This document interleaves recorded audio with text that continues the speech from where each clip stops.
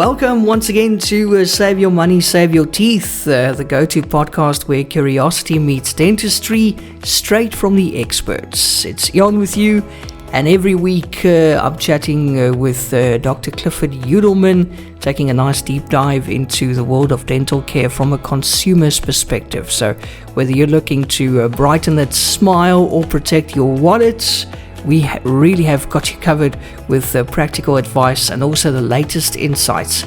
So do stick around as we uncover the secrets to maintaining both your dental health and also your finances. Dr. Yudelman, welcome back once again. Hi, Ian. Thanks for having me back. I hope you had a great week and looking forward to today's podcast all about dental x-rays. Yeah, and that's always so interesting to see how the dentists do that. Could you just firstly explain to us what these dental x-rays are and why it's such a critical tool for you as a dentist? Yes, so we call them x-rays. So the x-ray is actually something that comes out of the x-ray machine. But the piece of film that we used to use, or in these days, the digital image, is actually called a radiograph. So that's the word that dentists use. They say radiographs. And they're basically a diagnostic tool that uses very, very minimal radiation compared to any kind of medical x-ray.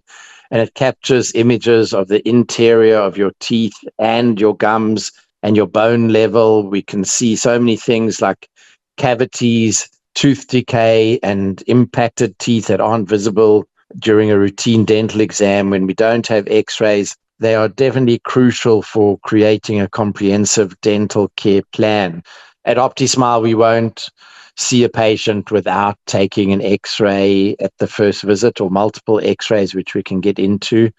And unless they send us, if they had an x-ray done at their previous dentist, or should I say a radiograph, and they can get it sent over to us. In many cases, we do get radiographs that are sent over, and we're not that happy with the quality, and we may still want to take a fresh one, because it all depends on the technology and so on, which I think we're going to get into more later on today. So, doctor, do you get different types of these dental x-rays? Oh, yes. There's the small little ones that you bite on, called bite wings. And these are for checking for cavities between the teeth, and also for checking bone levels. There's periapical x-rays. Those are the little ones, again, that you bite on with a little holder, and that shows the bottom of the root if you've got an abscess. If a dentist is high-tech, they'll have a panoramic x-ray that in the old days wasn't very clear, but these days the panoramic x-rays are super clear. They're digital, and that's that large one that shows all your teeth and your jaws. That's called an OPG, or panoramic x-ray. And we even have something now that's a 3D x-ray, which is called a CBCT, or a cone beam like a CAT scan, really. And each of these is used for specific diagnostic needs. So like I mentioned, the little bite wings are for early detection of decay. Then the panoramic, we can use it for orthodontic planning. There's other types of x-rays for orthodontic planning called a lateral ceph. It's a side view where we do measurements, specifically if someone's going to get braces or Invisalign. And then the 3D x-rays, the CBCT, we use that to see all the roots, particularly of an upper molar. If someone's had a root canal treatment and the tooth is still giving problems, and we do a 3D x-ray, we often will find an extra canal that was maybe missed by a general dentist, and then a specialist can treat that. You don't have to pull the tooth out.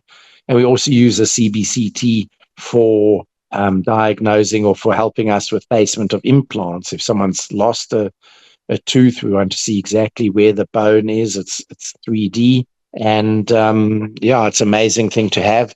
At OptiSmile, if we've taken a 2D panoramic x-ray and someone needs a 3D, we will always take a 3D, and we actually don't even charge patients extra. But I'm not sure how many dentists in South Africa do that. It's about a 3,500 Rand x-ray. But we tell patients we want the information on that 3D x-ray more than we want their their money for that, because they're coming to find out what's going on. And without seeing what's going on, we don't really know how to help them. So, Doctor, now I want to talk to you about safety concerns. I'm sure that many patients are concerned about exposure to radiation. I, for example, remember, but that was many years ago, I was quite concerned about the exposure to radiation, especially when the dentist ran out after he pushed the button on the x-ray machine. So I was like, why can you go out? Why must I stay? And what does it mean? Why are you running out? So... I can imagine that many patients are concerned about exposure to radiation. Should we be concerned? Yeah, you bring back memories. My late dad, was my dentist, and I can tell you now that the running out is because the patient's biting on a hell of an uncomfortable X-ray film or X-ray sensor, and they're running to quickly push the button before you spit it out or before it moves. They're not running like they're running from something dangerous. Oh. But wish I knew it back then. Made me think about. And other thing is, those old film X-rays. When I was at dental school, we had normal D-speed film, and they used to push the button and it used to go beep like that. And then we got E-speed film, which reduced the radiation significantly, and it was more like a beep like that. And now with digital, it's like beep, short little beep, if you like, my sound effects. So the radiation is reduced by up to 80% compared to the traditional film X-rays. Of course, depending where you are, your dentist might still use film X-rays. Even then, it's very low radiation. There's quite a lot of controversy with regards to lead aprons. In most cases, many cases, dentists these days don't use lead aprons. They have them if a patient wants them. The main thing is we adhere to something called ALARA principle, the ALARA principle, which is as low as reasonably achievable to minimize the radiation. So at OptiSmile, if you've come to see us and we've taken a 2D X-ray and a 3D X-ray, we generally won't take another X-ray for another 3 years. While there are dentists that believe in taking X-rays every year or every 2 years, it is often customized depending on what you see. If you get an X-ray today and there's nothing there, you don't need an X-ray for another 3 years. If we take bite wing X-rays and you need 3 fillings and there's 2 or 3 other areas where cavities are starting, we may recommend that you have another X-ray. At OptiSmile, we would take another X-ray like that in about 18 months. We wouldn't X-ray the same tooth every 6 months, but it's generally customized to the patient's mouth and to what's going on. And as you just said there with the beeps, it has evolved so much over the years. Can you maybe talk to us about the advancements in the technology over the years? Yeah, so the biggest thing is transitioning from film to digital, which we spoke about. The great thing with digital is we see the X-ray right away and the quality is always there. Whereas with developing film, by Friday, the developer and the fixer was not as fresh and the films may not have been as clear. Or a few years later, you go back to look at an X-ray and the X-ray is faded. It's much easier to store them. It's easier to send them to other dentists and to share patient records. We can back them up. There's continuous improvements, much greater detail and accuracy. The 3D X-rays are amazing. There's always stuff happening. We can talk a little bit later about other advances around that. Okay, and could you maybe also discuss some specific dental issues that X-rays can help diagnose that might not be visible during a regular examination? Yeah, so when we look at the surface of the tooth, we used to poke around and use a probe and pick.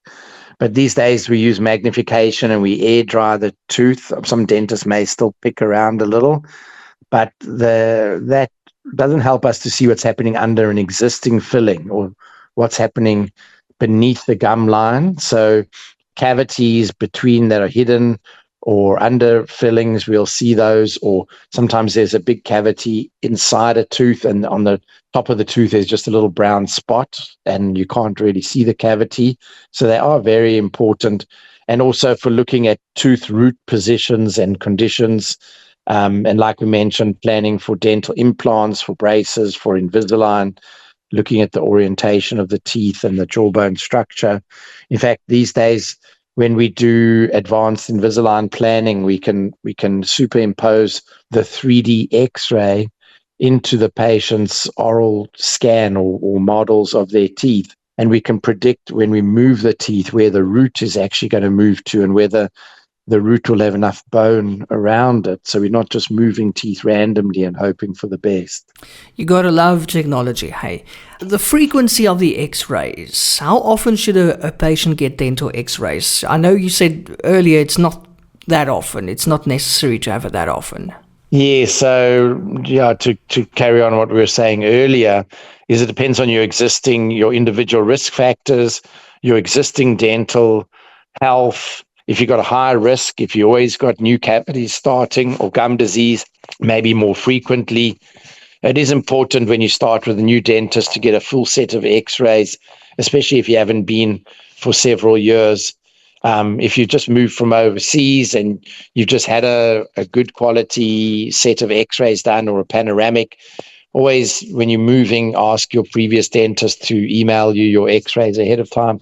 These days with HIPAA or POPIA, the dentists can't just phone each other and say, can you send me John's x-rays or Sally's panoramic. We ask the patient to contact the dentist and get it sent to themselves, and then they can send it on to wherever they want.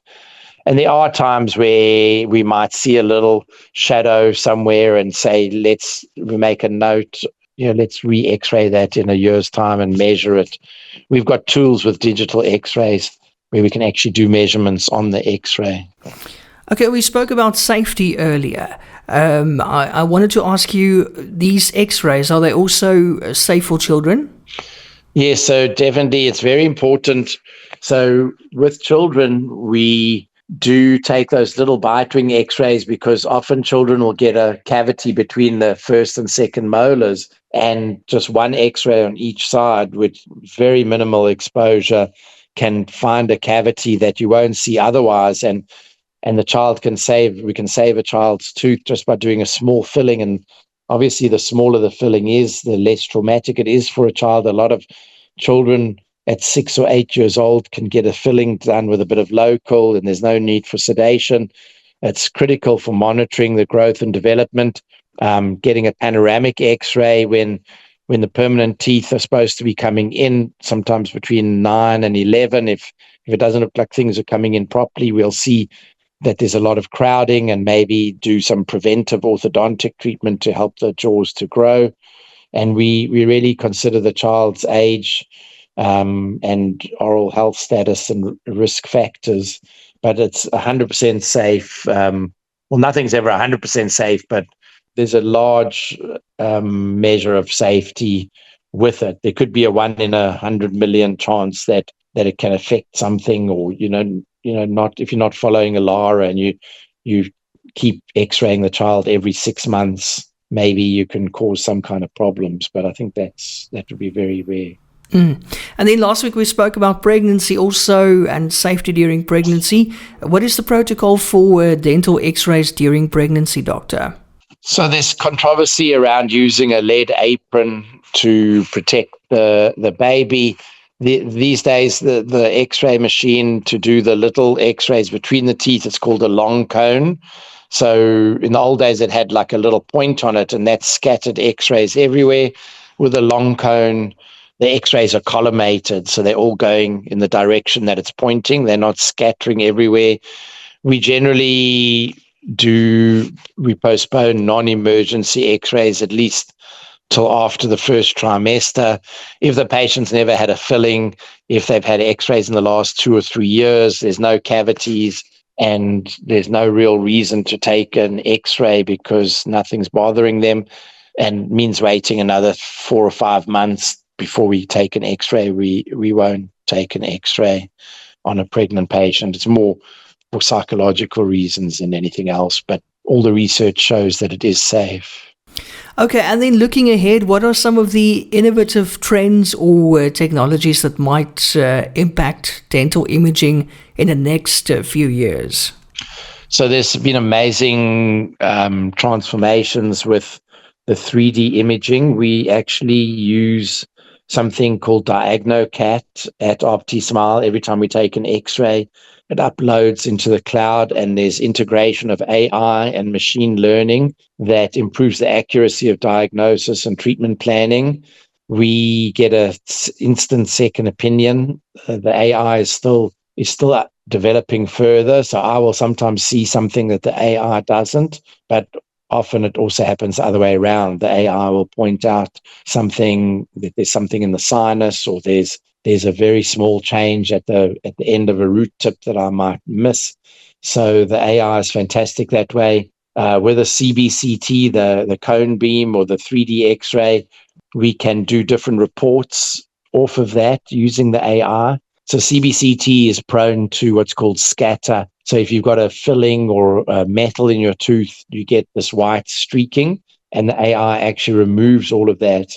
And we can export a solid model, so it can be used for planning of implants. All of this stuff is going much faster, and it's developing all very, very quickly.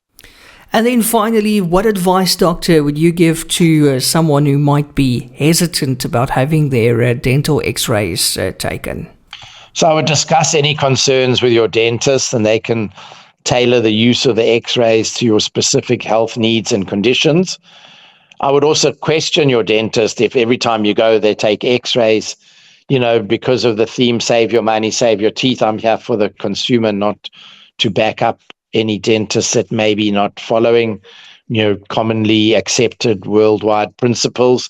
If you've got dental health care or insurance plan, if you're in the United States, or medical aid that pays for x-rays every 6 months or every year, and the dentist is simply taking x-rays so that they can get the payment, there's no real reason for them to take the x-rays. I would either question the dentist or get a second opinion. And like I've said on previous podcasts, there might be some dentists listening to this that might disagree and maybe want to report me somewhere, but just give me a call or send me an email. We can discuss it. I'm here for the consumer. This is save your money, save your teeth. It's not take more x-rays and make more money.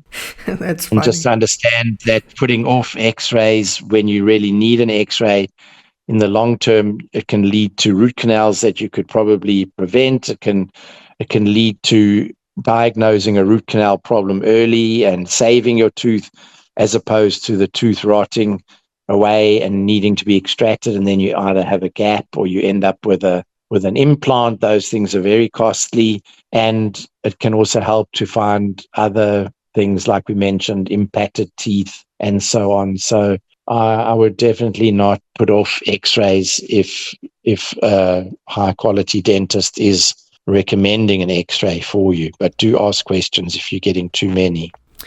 And that wraps up another very informative episode of Save Your Money, Save Your Teeth. Big thank you to you again, Dr. Yudelman, for your expertise and your time. And I also want to add something, for looking out for the consumer. Thank you very much. Yes, I always have to keep in mind that's why we're doing these podcasts. That's why we're talking about basic things like pregnancy, like x-rays, like fillings, like toothache. Later on in the year, we'll talk more about, teeth whitening and teeth straightening and things like that. But I'm really trying to help the man in the street to understand the everyday types of things, that this type of information, you won't find it necessarily on a dentist's website, or, possibly if you know how to read dental journals, you can follow up and check if what I'm saying is correct. But that is based on 40 years of experience that I've had on 4 continents and attending lots of courses and reading lots of journals. So thanks for hosting this podcast. It's always a pleasure, Doctor. Thank you so much. And also to our listeners, thanks for tuning in. And remember, while we strive to provide valuable insights, always consult with your own dental professional. And that's for advice tailored to your personal health. Also, don't forget to subscribe for more enlightening discussions. And then join us again next week as we continue to explore the fascinating intersection of dental health and financial savvy. Until then, keep smiling and taking great care of your teeth.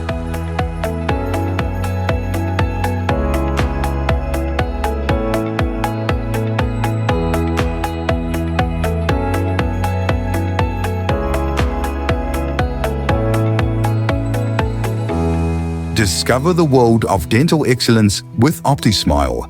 Join us for a weekly podcast featuring Dr. Clifford Yudelman, a seasoned expert with 40 years of dental experience across 4 continents.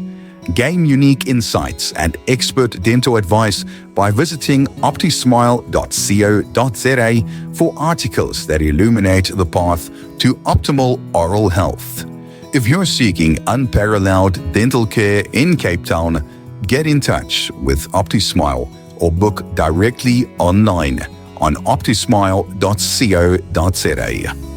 OptiSmile, where global expertise meets local care.